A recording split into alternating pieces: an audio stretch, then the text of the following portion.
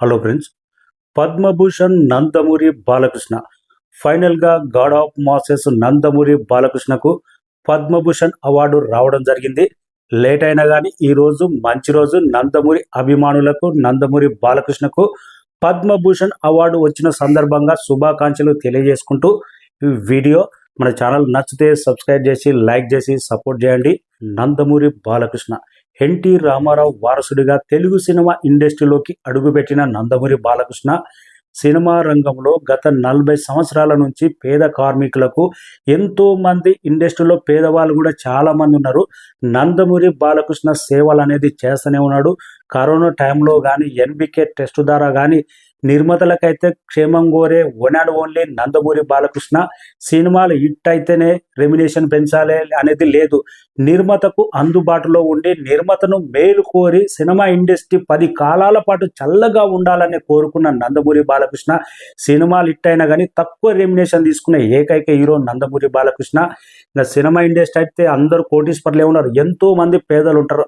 అలాంటి పేదలకు కూడా ఎంతో సహాయం చేసినందుకు ఇండస్ట్రీ తరపు నుంచి కూడా సేవా రంగంలో నందమూరి బాలకృష్ణకు ఎంతో పేరుంది. అటు సినిమా రంగానికి సేవ చేసినందుకు గాను ఇక బసవ తారకం క్యాన్సర్ హాస్పిటల్ ద్వారా పేదలకైతే ఓన్లీ 2 తెలుగు రాష్ట్రాలే కాదు, దేశం మొత్తం ఎక్కడెక్కడి నుంచో దేశంలో పలు రాష్ట్రాల నుంచి బసవ తారకం క్యాన్సర్ హాస్పిటల్ దగ్గర వచ్చి తక్కువ పేమెంట్తో పేదవారికైతే ఉచితంగా ట్రీట్మెంటు ఎంతో సంతోషంగా చూస్తూనే ఉంటాం. బాలకృష్ణ వారానికి 1 రోజు 2 రోజు బసవ తారకం క్యాన్సర్ హాస్పిటల్కి వస్తే పేషెంట్లు అయితే ఒక గాడ్లా చూస్తారు నందమూరి బాలకృష్ణని. అయితే ఇండస్ట్రీలో కూడా చాలా మంది చెప్తుంటారు, బాలకృష్ణ ఒక్క మాట చెప్తే చాలు 2 లక్షల రూపాయలు మేము బిల్లు కట్టలేదు, 3 లక్షలు కట్టలేదు అని పేద కార్మికులు ఇండస్ట్రీలో కూడా తెలుగు సినిమా ఇండస్ట్రీలో డైరెక్టర్లు ప్రొడ్యూసర్లు ఎంతో మందికి అట్లా ఉచిత ట్రీట్మెంట్ జరుగుతుందంటే ఎంత గొప్ప సేవ అండి. నిజంగా ఇలాంటి సేవ చేసిన వ్యక్తికి ఎప్పుడో రావాలి.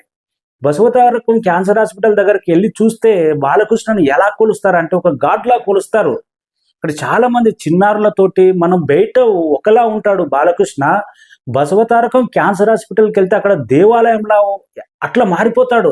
అక్కడ చిన్నపిల్లలతోటి పేషెంట్లతోటి బాలకృష్ణ ప్రవర్తించే తీరు కానీ వాళ్ళు బాలకృష్ణను ఒక గాడ్లా చూడడం, వాళ్ళు దండాలు పెట్టడం నిజంగా ఎంతో గొప్ప సేవ చేసుకుంటే ఇలాంటి అవకాశాలు దొరుకుతుంటాయి. 100% ఉంది. బసవతారకం తెలుగు సినిమా ఇండస్ట్రీలో సేవా రంగం చేసినందుకు ఎప్పుడో రావాలి. చాలామంది ఇతర రాష్ట్రాల నుంచి కూడా వచ్చి బాలకృష్ణ సేవను చూసి అక్కడ ట్రీట్మెంట్ చూసి గొప్పగా దండాలు పెట్టిపోతున్నారంటే ఇంతకన్నా గొప్పగా ఏం కావాలి అవార్డులు రానికే. ఓన్లీ 2 రంగాలే కాదు, రాజకీయ రంగం. హిందూపూర్లో వెళ్తే బాలకృష్ణను ఎలా చూస్తారంటే చాలా వీడియోలో చూసాం. అక్కడ దేవుని బొమ్మ ఉంటే పక్కన బాలకృష్ణ ఫోటో పెట్టి ఆరతులు ఇస్తుంటారు, అంత గొప్పగా చూస్తారు. 3 సార్లు ఎమ్మెల్యేగా గెలవడం అంటే తెలుగు సినిమా ఇండస్ట్రీలో ఎవరికి లేదు ఇలాంటి ట్రాక్ రికార్డు. ఎంతో క్లిష్ట పరిస్థితిలో కూడా మెజార్టీ పెరుగుతూ గెలవడం అంటే అక్కడ ప్రజలకు సొంత డబ్బులతోటి గవర్నమెంట్ డబ్బులే కాదు సొంత డబ్బులు పెట్టి హాస్పిటల్ కట్టించడం అన్నా, లైబ్రరీ కట్టించడం అన్నా, రోడ్లు వేపియడం అన్నా, సొంత డబ్బులతోటి పెళ్లికి సహాయం చేయడం అన్నా, ఉద్యోగాలకు సహాయం చేయడం అన్నా, లేకపోతే చదువుకోనికే పేద విద్యార్థులకు సొంత డబ్బు ఇవ్వడం అన్నా, ఇవన్నీ జరుగుతాయనే క్లిష్ట పరిస్థితిలో కూడా 3 సార్లు గెలుస్తాడు ఏ వ్యక్తి అయినా కానీ. ఉత్తగా ఎమ్మెల్యేగా వచ్చి బాయ్ చెప్తే ఎవ్వడు గెలవడు. చూసాం 2019లో పెద్ద పెద్ద వాళ్ళందరూ సునామీలో కొట్టుకపోయారు, కానీ అలాంటి సునామీలో కూడా గెలిచాడంటే ఎంత గొప్ప సేవా రంగం ఉండాలి.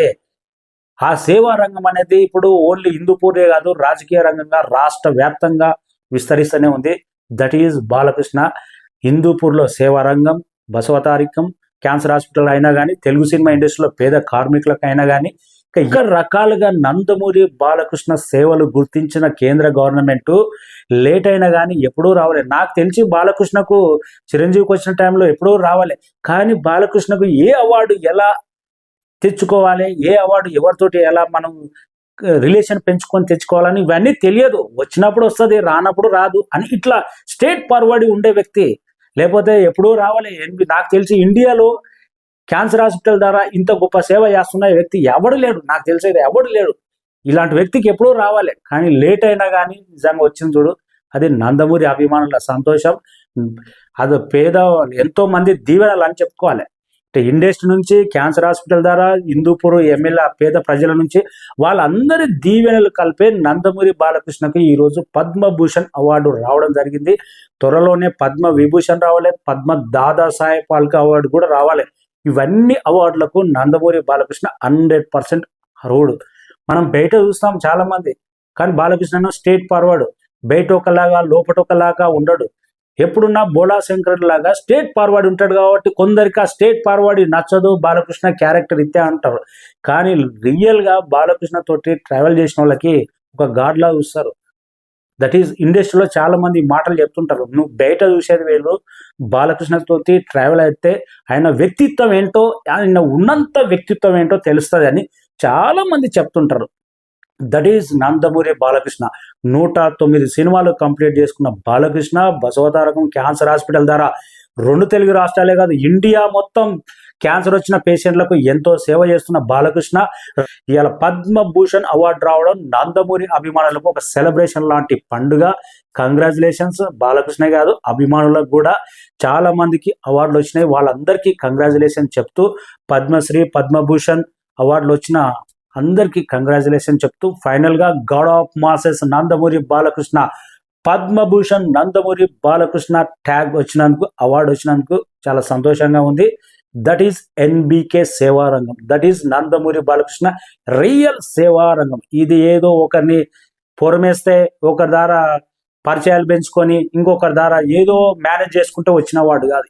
ఏదైనా బాలకృష్ణ ఒక మాట చెప్పాడు, కలెక్షన్స్ అయినా, అవార్డ్స్ అయినా, రివార్డ్స్ అయినా, రికార్డులు అయినా అన్ని ఒరిజినలే. ఒక్కరి ద్వారా ఏదో మనం లాబిన్ అవుతే వచ్చినవి కావు. ఇది కూడా సేమ్ స్టేట్ ఫార్వర్డ్, ఎప్పుడో ఇవ్వాలి. ఇంకా థ్యాంక్ యూ సో మచ్. వచ్చిన వాళ్ళందరికీ శుభాకాంక్షలు.